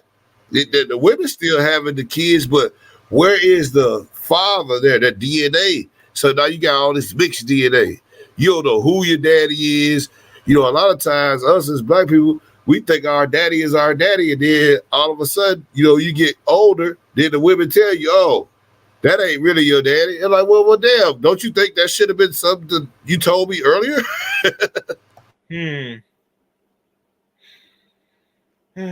Yeah, I mean, what you think, PK? Hey, wait, and let PK speak on that, man. What you think? PK, bring your take on PK. Okay, I appreciate it. I was just trying to wait until everyone got out what they wanted to say. I didn't want to step on anybody's toes, man. So just to kind of, I'm gonna try to deal with this in order of what you talked about, or then go to some of what Shatter talked about. So when it comes to the additional children, the primary culprits of this, you were right in saying that it is millennials, but you have to specify what particular cohort. And you also moved on to Gen Z, which I don't think is true. I'm not confident in that statement. The reason being for that is because I just recently dug into some numbers about who in this country is and is not having children. And by and large, younger women in that particular age demographic, mid-20s, which is the oldest Gen Zs, are having children, but not as frequent as the older millennials and also your latest Gen Xers. So if you are in your 30s and really your 30s, then by and large, those are the women that are having the most children. Period. That just is in all demographics, black, white, or otherwise. So they are the most likely ones that are the ones that are essentially creating this situation. These children, being additional, not to black men specifically. I think that may be the case. I'd have to dig deeper into the study that specifies the 1.2 million additional children to really get down to the nitty gritty of it. But that's just based on some Okay. other reading that I've been doing on some other studies regarding fertility in America. So if you want to play devil's advocate with, let's just okay, you saw your numbers and you want to dig in, right? So let's just do a devil's advocate here. If you want to play devil's advocate, we using chaos numbers. We didn't looked up the shit on CDC. Okay, so now we looking. So if there is 1.2 out of the range that we can count, that is the overlap from us. Because remember what they always said, we was the deadbeats, but 50% of the men in the Gen Z, okay, because we go back to Gen Z, like you said, and I'm with you on that. I'm with you on that. A lot of the younger Gen Z women, they having kids, but not at the rate of the Gen Xers. Because remember, if you look at the average starting rate of Gen X women who was having the kids, their average start rate was probably like 16. You feel me? And that's probably conservative, right? So that's the way when you get to 24 and a woman got 5, 6 kids. Mhm. But now, as men, I think, as men we start to say these things, younger brothers coming to space start to kind of see, okay, maybe I should make sure I strap up, make sure, I don't be getting these women pregnant like that. So that's an effect. So, but the women, if you're getting money per child, okay, if these men don't have sex with you because they know or they don't, get you pregnant, you go outside the race, and that's 1.2 million. So if what are we, 15 million chaos in America? How many black ADOS? What we got? Around 44 million. But go ahead. Well, right now, 44. actually, right now, where it stands, the population of black people is roughly now 47 million, and out of that, we split that we're over 20, either 21 or 20 million men, and we got to split between who's the average age of adults. So, roughly, it's 20 million black men in America. Over that, and Okay, there's like so we okay, so he split the 20. So he split the 20, and then we go into Gen Z and Gen X. So viable candidates in that range of age who are having the children. This is what we're talking about. So now you talking about, okay, we got 40 million, okay, 20 million black men. Let's just say we split that in half. And then let's go to Gen Zs. So let's just say that's 5 million. All right.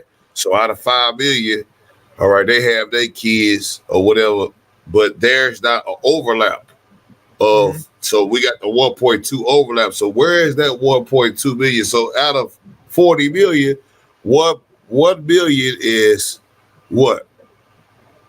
The percentage. So 1 million out of 40 million people, 1 billion, like 1.2 billion. maybe 2 million. I mean 2%. Okay, let's say, let's see. Well, let's see. Let's do the math. Okay, so 40 million, right? I might work, man. Just pull out your calculator. Calculate it. Yeah, let's It's just do if the you want to break calculator. it down into a percentage. But what's the Yeah. overall point that you're trying to make, though? I mean, I think that's more important. Okay, so the point is Wait, we can look at. stop. D Scott, I don't know if you want to come up with D Scott. You said so 4 through 7 million more females. Not sure. If you want, you can hit the link. Call links open. Go ahead, Shatter. Okay, so all right, we looking at 40 mil. All right, we'll just say 5 million of those are Gen Z or younger population as men. So we look at that. We can break that down. Let's say if it's 2.5. Well, So 2.5. there's also something else to consider about the Gen Z population specifically, and people in that age cohort is that when it comes, there's a split in between um, their sexual activities when it comes to the males versus the females, which is another study that you'd have to dig into as well, which is something that's not being accounted for, at least in this current discussion, which is that the men aren't having as much sex and by virtue of that aren't producing children. Yeah. Okay, that's a variable. Yes, we need to plug that in. You right. Mm-hmm. So I mean, like it's like everything leads to, at least as far as I can tell, what I have kind of already laid out a second ago from my cursory research on the subject. I could be wrong, and Gen Z could be adding in a much more significant way than I believe, but it doesn't. I mean, based on what I've read so far, that doesn't seem to be the case. That just doesn't seem to be the case. Mm-hmm. Okay. Okay. But like I said, I'd have to dig into the actual CDC study that you're talking about to really fully have a complete scope of what it is that I'm discussing here, because I'm not 100% confident either. It could, I could be wrong. Yeah. Make sure you guys hit the like button and, like always, subscribe. I mean, well, subscribe to the channel, and please donate and donate to the channel, super chat, or what a cash app. It's scrolling the screen. Those are good assessments. And we're never gonna know the actual breaking down of the numbers personally. But we do know is this. You can break it down. I mean, I could pull out the calculator and do all that. Give me 1 second. Let me pull up my calculator. I'm trying to. Yeah, it ain't. I mean, like you just have to take and overlap a couple of studies and crunch the numbers. I mean, hell, Medium Man does it all the time. I mean, it's something people do. It's not that hard actually. Once you know how to do it, I mean, it'll take you all of maybe an hour to do if you set the time aside. Okay, D. Scott says the population of Black people in America is now 45.4 total population of Black people. Okay, good. So I'm gonna put my calculator. Now we had to be mathematicians. All right. Y'all guys talk for a second as I'm set up. Give me a second. Okay. So yeah, there's a good chance that it is indeed the case that these children are, outside children out of our particular group. I think that that probably is the case, based on the screenshots that I've seen, in different posts that have been sent to me and been in my purview.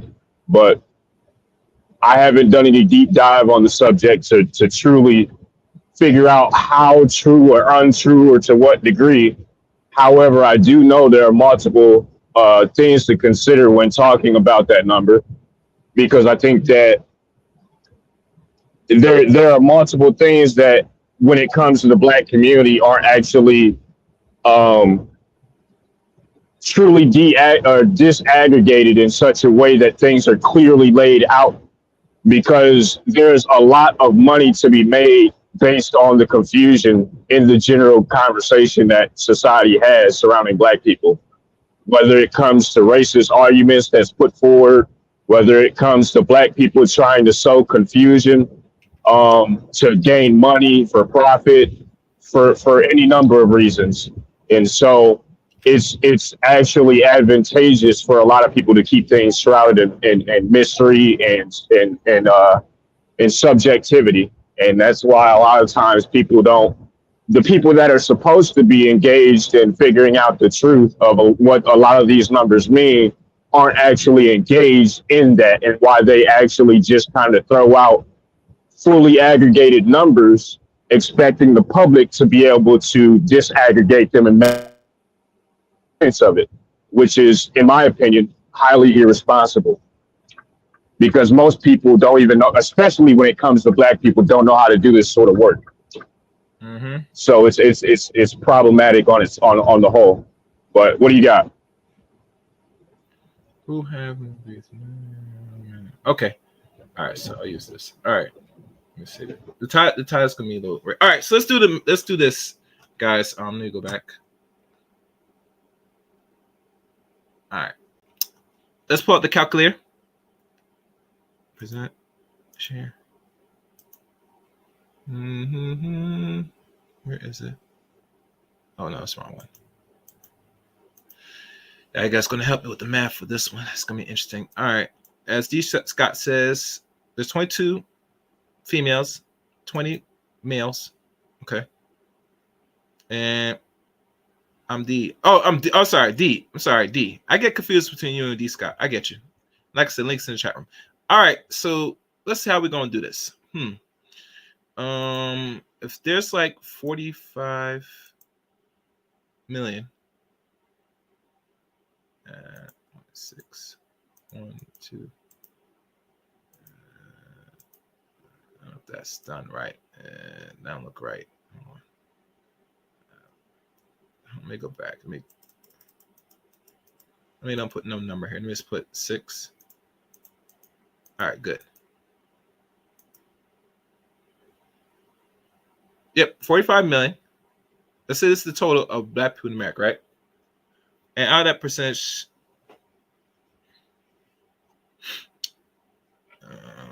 I'm trying to figure this out because I don't know. I don't know what the study says. You said there's 1.2 million additional children, but yeah, we need to first plug in. Yeah, we need to. So we need to first. Of both of black people in America, and out of that, let's say let's say we subtract by 22. Oh, my back up. Sorry. There we go. 1, 2, 3. All right. This is 22 million of black women, right? Leaves us That's black women. 23. Now let's do black men. Let's say it's 20. There's some quasi math, unfortunately.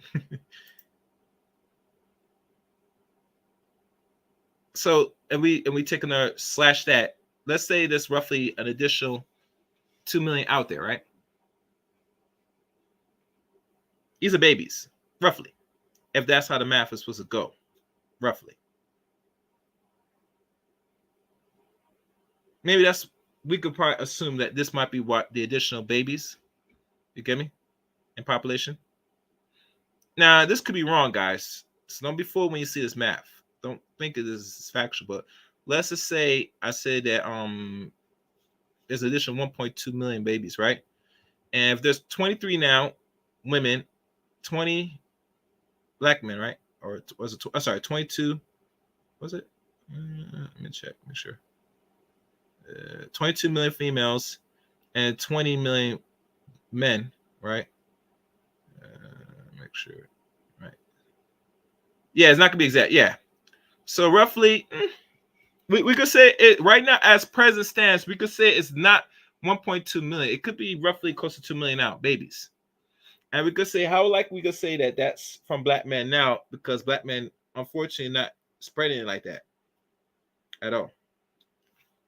If they're not really going to seek no marriage, and if they do seek marriage, they're going to be a baby daddy for a certain amount of years, and God knows if the relationship goes south, she will want some out of the end of the deal and move on to the next dude. So that's just me sharing the calculation on the calculator. And I could be wrong. Well, we also have, and this is something that's been talked about by many people in the space, and someone who recently did a expose on the entire topic about, children in general and fertility in America with black women. Medium Man kind of went over, he touched on this briefly not too long ago, which is that you have a differential in between men and female and the amount of children that we're having, as well as there's a hyper minority when it comes to the men that have additional children, having many additional children. And then the same can be said for women. So what happens is that many people may have 1, 2 children max. Then some of us have like fucking 6, 7, 8, 9, kids. But that's in extreme cases. But it happens, frequently. It happens often enough that it's a significant percentage. You know, Mm-hmm. around 5 to 10% in the total. So I mean, these women are generally choosing essentially the same men, and so you have a bit of a issue what you spoke about earlier, where the gene pool is being uh, flattened. I don't know how to really describe that. Um, Mm-hmm. it definitely isn't becoming more diverse, to put it you know to put it simply. I mean, we're going to end up. We already had an issue with inbreeding to begin with, in terms of slavery, and then even all the way up until, well, even today, because of the situation that has to do with the baby mamaism in our culture. Mm-hmm. But I think that as we continue down this road, it's going to become stratified, if it already hasn't, because people are going to be dealing with, unknowingly, by virtue of the way that this shit happens, their second and third cousins, especially because these women aren't actually giving these children the same last names as their fathers. Yeah, that's some I just learned lately that I did not know if you're not married, and usually if you're cohabitating having children, she don't have to really put you as the last name. She could probably put herself and probably put you as middle name, most likely. Which that's something new to me. I didn't know that they could do that, but I learn something new every day. Yeah. And a lot of men don't know that, because they think that and this happens in the white community too, quiet as kept, but they do it knowingly. Yeah. I think the difference there is we do it unknowingly, Yeah. at least for the men. And for the women, they're complicit because they think that it doesn't matter and they don't realize the significance of Yo, bro, paternity. you're talking complete and utter nonsense. It's like Jesus Christ. Where do you get this stuff from? Where Do you read? what kind of ghetto did you like? Where were you brought up in? It's like I don't Do really you read? understand. I'm a lawyer, nigga. What the fuck? It's like at the end of the day, like you don't even know what the hell you're talking about. Do Like you read? look, I ain't gonna repeat myself. You You can be a just lawyer asked and me. not read. Do you read? You asked me a question 2 times. And you still haven't answered it. How can you ask a lawyer? Do they read or not? Come on, nigga. Like, come on. It's stupid. This is the thing. It's like you need to be educated on what you're talking about. Okay, that's not. I'm not trying to be like going. Okay, this is this and this is what. I'm just saying, like when you start talking about stuff, be real about what you're talking about. You can't turn around and say to someone that's actually educated on what they're talking about, do you read? Okay. That's the sign. That's a sign of a stupid nigga. Now that makes me think whoever you're encountering needs help. That's what makes me think about it. You get what I'm That's saying? awesome. I appreciate the insights. Get to your point now. Let's go. Explain why I'm stupid. There's no insults, nigga. I'm just saying. Respect to chaos reigns, man. There's no insults. I'm just saying you gotta stop operating in this this framework where like you seem to assume like you know everything. You don't know shit. You ain't even partial to it. And that's why you're so hurting your damn feelings and talk a certain type of way that you do. Like you're not partial to what actually goes on. You're struggling. Now, just say you're struggling. Just say, yo, I need to do this shit. Although, like, I've met a chick that rocks with me, I still need to go to the credit union. Like, I still need to get a loan. I still need to, like, I don't know. Like, you get what I'm saying? Like, do some impartial parcel shit just to Do get you know along. this guy Chaos? What's up with this dude? No, Is he going to get to the point? this guy comes by sometimes, Simon. But Simon, have you been listening to the stream lately? Yeah. How much have you listened to the stream so far? I listen to it more than this chick Yeah, over but what here. what what what period of the stream do you listen to? That's my question. Cause are you following what today's show is, right? Yeah, you talk about millennials and Gen Zs and Okay. Okay. So what can you add on to this conversation? This is my conclusion that I came up with. It's a little quick hypothesis when I was going through this, and I did this stream like a few times last year.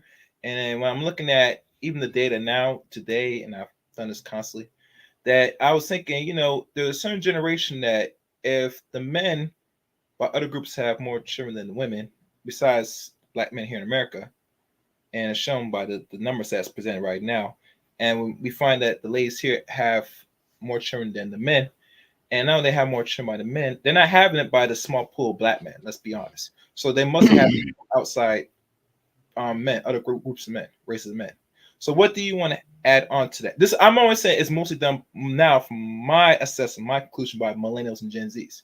yeah, What do you want to add on, or you agree or disagree, or you have some more better to really refute that's maybe it could be an error from my little hypothesis. it's not really a refute. I'm just saying, like, we get caught up with this bullshit in terms of like going, okay, like women are this or women are that. You look, we've moved into a new era. Get with it or don't get with it. Do you get what I'm saying? It's like, why are we gonna continue to have these conversations about you're gonna change a woman? That's not gonna happen. Like they are there already. Do you get what I'm saying? So get with the program or mix and blend and do what you need to do, because traditionally when you actually speak to them, most of them are subtle. They don't do all that shit. You get what I'm saying? Mm. They're very subtle. It's like, yo, like if you're in a position and you're like, yo, and we just want to have a relationship, have some conversation. Like most of them are just like that. So, I get where you're coming from. And I appreciate it. But at the end of the day, ain't rocket science. Like but I don't play that interweaving game where we're trying to expose women and make them out to be something that they're not. Like when we damn well appreciate that we all love pussy. Like that's what it boils down to. Like that's what you're doing. You get what I'm saying? Like you can actually try and act like it's something else, but no, it's not. It's not that. Unless you're, in the rainbow situation. But I mean, that's another conversation. Mm. Okay. Okay. All So right. at what point did that have anything to do with anything that I've said so far and where I'm so stupid? I don't understand the connection to anything you said and how you being a lawyer and reading books has made me out to be stupid somehow by anything I've said. Can you explain that part? Yeah, nigga, you're being selfish. That's my explanation. Uh, what? All right. All right. Well, that was great, Mr. Lawyer. I appreciate that insight. Thanks for that. Yeah, you can call me if you've got a case or something. No, that's okay. I already have a lawyer. Thanks, though. Mhm, mhm, mhm. Okay. Okay. All right.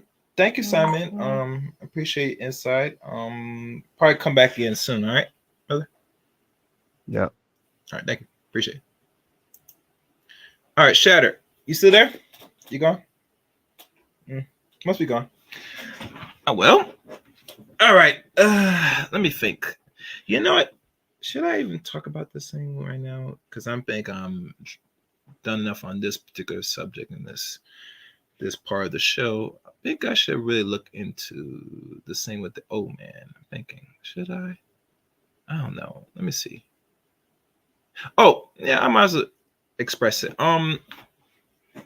As y'all know, and I find this very intriguing. when it comes to content creators, a, a good portion of men, especially, they were celebrating a lot of another black man, I guess, losing a channel. That's my check, or wherever case may be. And one thing I've learned, and this is my take on it, that a lot of brothers today, right, they enjoying this media outlet we call YouTube or any other media outlet, social media, and we doing, let's say, content.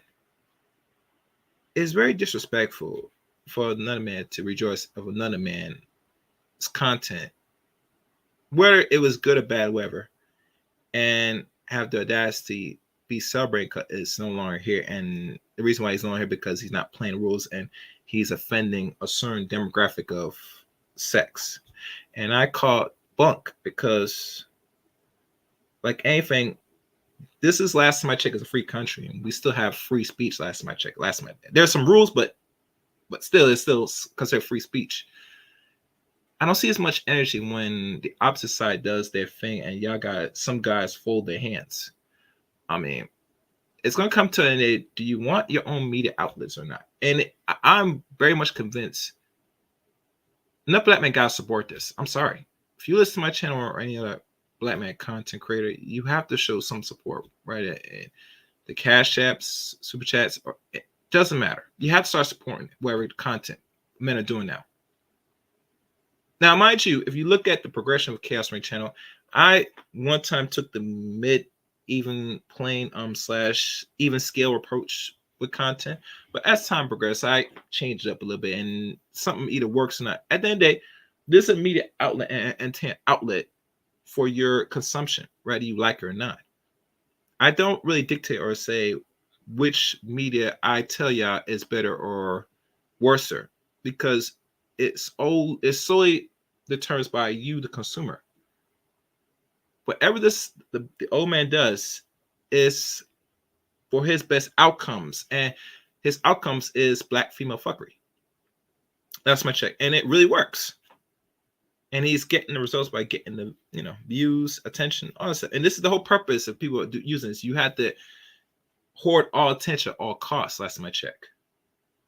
And the ones that's complaining most are what black men, regardless how good the media or how they do their content, that's his business. Only thing I would say if it's anything problematic is when you inciting serious violence, where you want someone to be deleted, then it becomes a problem.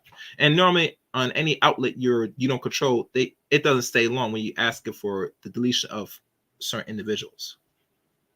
That's my only drawback. But anything else you talk about, that's cool. Unfortunately. But as you know, this is where it stands, and I've checked the content. I checked because I got wind of this yesterday, and I've looked at it, and from what I'm seeing, he's not really terminated. He's still there. It's just he just focuses on other content right now while disputing this thing with another content creator, which content creators go back and forth all the time. That's nothing new to me. My thing is, black men need to stop with this nonsense of celebrating other black men's, I guess, downfalls. If you want to use that word. In regards to Thomas saying you want to have longevity. If you want to have longevity, you do your content and stay over there and do best instead of worrying about what the next man doing. Regardless if this is content, I don't make broadcasts on talking about the downfall of a lot of content creators. I will say it should be a learning lesson. You know what I'm saying? If it comes to the point if the other bureaus decide to remove you. You know what I mean? And they remove it is from other means, not by someone else because of some back and forth. And you hear all of the niggas celebrate and say, oh, yeah, he deserves, he needs to go and all that stuff. Because what I've learned with a lot of content creators that's either good or bad that has bigger subscriber base, they don't like competition. I mean, I embrace competition. Regardless how small this channel is, I have to put out a content every day, all day, when I can, any chance I get, on my own time, to make it as intriguing and very insightful and eyeballing as possible. I cannot speak for other content creators, but I do my part. And I don't shy away of competition. Matter of fact, I probably will embrace him more than anything else.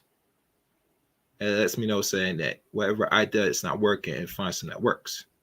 In regards sitting there hoping that one person's gone, that it makes it better for you as content creator that's not there yet, and you have either a stable audience or a very weak audience with subscriber base and actual viewers. I mean, you have some work to do. Last thing I'm gonna be focusing on of policing what men do with their content, and tell them say you should stop, be warned, don't do this. No, I don't do that shit. I'm a man. I say do what's in your heart and please. If you're getting the outcomes, by all means, keep doing it. Because God knows no one police other men and even other groups of women when they do content. But when it comes to black men, it's a big issue. This is some weirdo shit to me. Man. Some black men, I would say, do better, but you don't want to see do better. You really want to cut out the competition so you have the only person doing content so people can watch, and that's not going to happen. The people, the consumers, are the last word to say how far you go, period. Not the content creator. If you're boring, you're dull, and you want to push a narrative, a message in regards that's helpful, then you better find an audience that will want that content. Other than that, you should not be dabbling or pivoting your content just to get eyeballs. I don't do that shit. This is more of an entertainment channel than anything else. So I try not to pivot personally. I'll talk about some real stuff and some useful information here and here, but I'm not in the business of pivoting. And I suggest most people shouldn't do that, especially if you're focusing and hate what other people are doing and you complain why people are watching this person and me. That sounds like that's a you problem. Any man have any words or disagreements with what I just said? Shit. I don't see nothing wrong with what you said, bro. You feel me? It's like when you come down to the point of content creator, what you said, that's a good point. Mm-hmm. When you speak on the market, right, determines.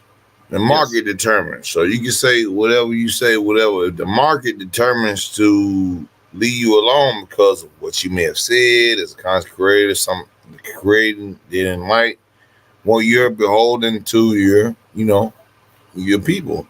So, that could be a thing. But when you talk about truth and when we talk about real facts and statistics, you got to leave the feelings alone. Yeah. And just go with it. And it ain't going to be just one person that can be, that's what they always try to do to us, bro. Put a leader. And then once they take out that leader, then they take out everybody else, right? Yeah. But just because a person maybe is a leader, that don't mean that we all follow that doctrine. Mm-hmm. You know what I'm saying? And that's why we have channels and that why we have content creation, that we sit there and go back and forth, and we is welcome to the opposite viewpoint. That don't mean we're going to agree with it, huh?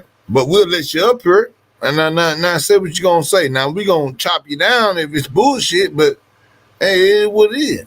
You know what I'm saying? Hey, I always say this, man. And that's why I say it's a thing on this hip.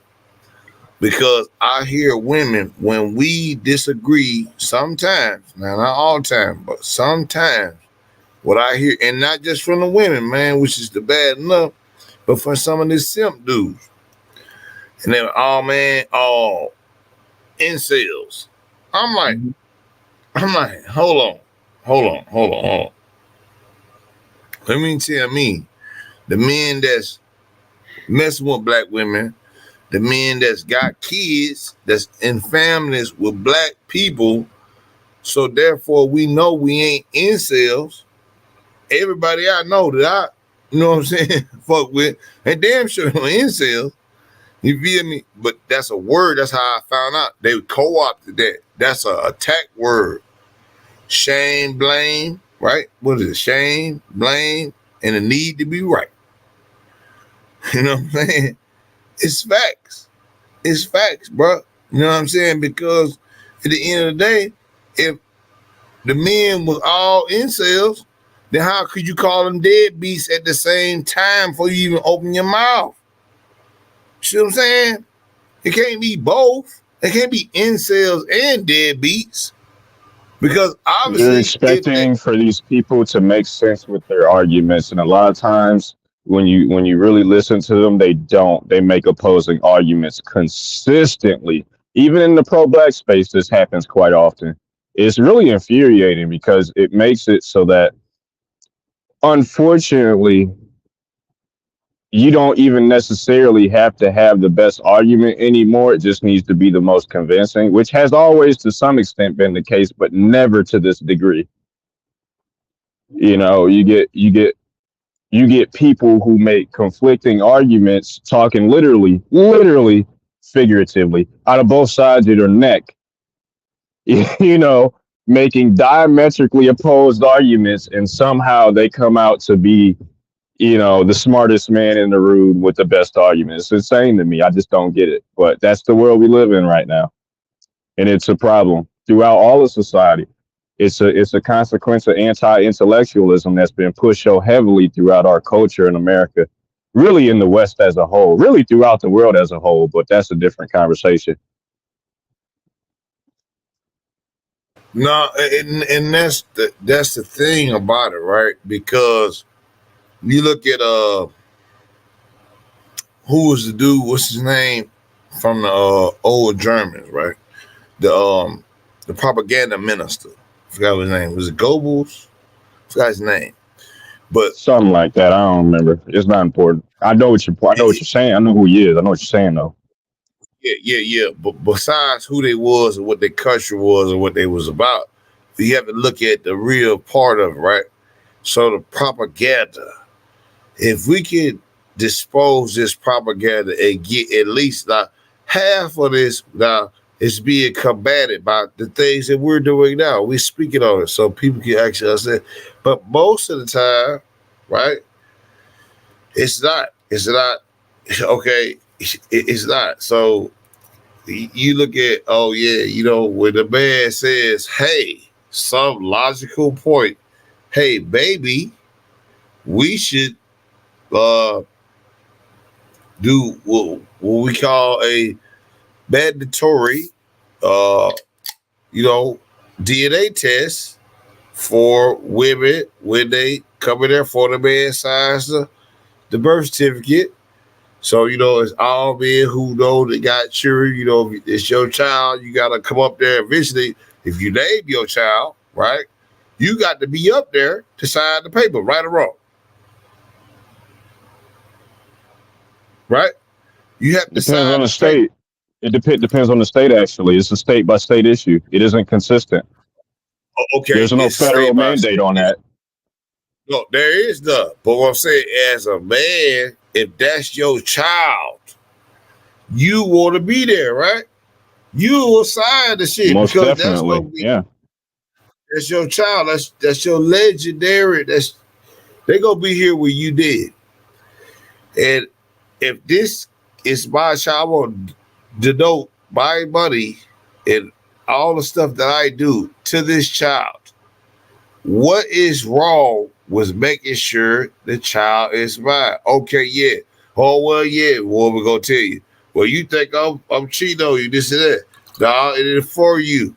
It's for me. Hey, we cool. We straight. I don't think you cheating at us. But look, if you're not, this is just to lock in the shit because this ain't just you or your friends, your family, and all this stuff here. This got to do with my will. And you know, we get divorced and we married. This is stuff. It's important. I don't want to be giving my money that I've made to another child, even though I raised her. You don't want that. So to eliminate that, you make sure that it's a DNA test for every child that a man come up there and sign a birth certificate for. It should be federal. Yeah, you're right. It is state by state. But most times, as brothers, if that's your child, you gonna pull up. You gonna name your child. You gonna let that woman name your child. You gonna name your child. You gonna sign the paper. When you name your child, you have to sign the paper. See, this is regular stuff. And when I see all like, oh, okay, that's how we do it. It's propaganda now. Oh yeah, it's a problem. A woman, you know, uh, woman in your house, you take care of everything. Let's say you pay all the bills, show woman, your wife. You pay all the bills. Say she ain't got no job. Say she take care of the kids. Well, guess what? When I go up there to the hospital, I'm gonna sign it off because that's my child. So there is no reason why you should have a problem if it was a mandatory drug, not drug test, but should be a drug test, but a mandatory paternity test. It should be a problem. Well, because of the way now this is okay. Let me go back to what Chaos was saying, and I'll talk And about what you were talking about, if that's okay. When you finish your statement, I'm gonna have to end this. Come right over the hour mark, few hour mark. So go ahead. Okay. Sorry about that. I didn't try to drag this out or anything, man. So I didn't, know how long you planned on No, going. I was just no, trying to have a run it, conversation man. with you guys. No, run it, bro. Run it. What you got? So I was just gonna say, man, is that when so far as Chaos's original point, man, on the whole space and discussion surrounding it, man, the truth is that much like many pro-black groups in the past, and much of the opposition to black people and the Messiah and that whole situation with co-opting and COINTELPRO, et cetera, and kind of how we all know the history of that to some extent, right? So there's a lot of that happens unconsciously now, and the black folks that you got around you ain't really, they're not even consciously aware of the actions that they choose to take. So they just are Facts. attack dogs, period, on other black men, regardless of whether or not they've considered the positions. They don't sound out or consider anything when it comes to competition in a hostile sense, because there's a way in which you can have competition amongst black men as a whole, that is healthy and that promotes growth and doesn't actually promote the destruction of that other man in a complete sense, which is currently what we tend to engage in as a collective. And as individuals, you see it happen here in this space, happens all the time. It's really unfortunate, and I don't think it's something that we can actually work past as a group at this point, because it's so far entrenched in our in our culture and societally reinforced by virtue of our mores.